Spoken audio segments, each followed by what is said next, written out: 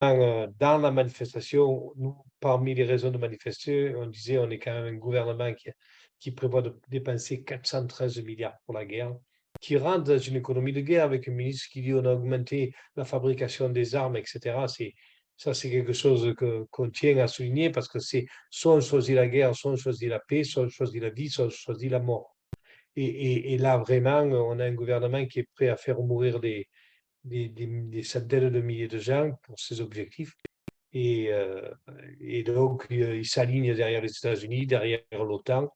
Et on a cette guerre qui n'en finit pas en Ukraine et puis tous les autres conflits qui sont dans le monde.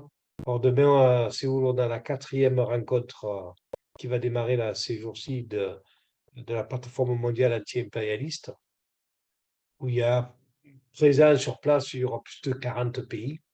Après, il y aura des délégations qui enverront des messages aussi, et pour dire non, non, on refuse la folie meurtrière de l'OTAN et de ses forces, quoi, qui font de la Chine, de la Russie, de la Corée du Nord et puis de quelques autres, leurs ennemis. Enfin, ils font des ennemis de tous ceux qui contestent l'hégémonie du dollar et l'hégémonie économique américaine.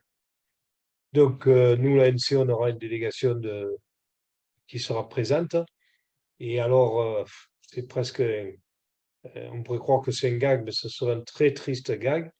On a appris entre-temps que le prochain sommet du G7 allait se tenir à Hiroshima. Donc, vous voyez le clin d'œil aux alentours du 8 mai 45. Voilà, ben, les défenseurs de la démocratie d'aujourd'hui, à coups de bombes qui ont tué des milliers de gens, eh bien, c'est les Américains et leurs affidés. Et donc, ils ont honte de rien. Ils se réunissent à Hiroshima comme pour célébrer sans doute la victoire de la démocratie. Moi, je serais américain, enfin, dirigeant américain, j'aurais honte de l'histoire de mon pays sur cette histoire-là. Mais non, eux, ils n'ont pas honte. Ils font le sommet à Fukushima. Donc, nous, on participera à une initiative aussi à Fukushima à Hiroshima, pardon, et pour dire que non, on n'accepte ni la bombe d'hier, ni les bombes d'aujourd'hui, quels que soient ceux qui les envoient. Ce sont toujours les peuples qui morfent. Alors, le 13 mai, ce sera une journée mondiale à nouveau contre l'impérialisme.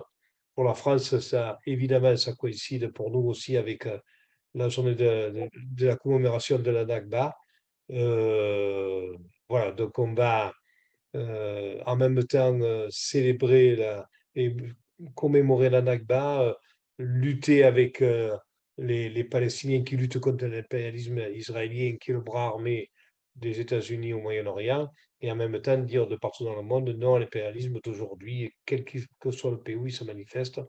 Là, on part à Séoul, on va avoir un drapeau de la Palestine, un drapeau des Comores, puisque la France aux Comores, elle fait un sale boulot, un drapeau du Kurdistan, et puis on aura nos t-shirts de Georges Ibrahim Abdallah parce que c'est un combat qu'on doit faire connaître au monde entier.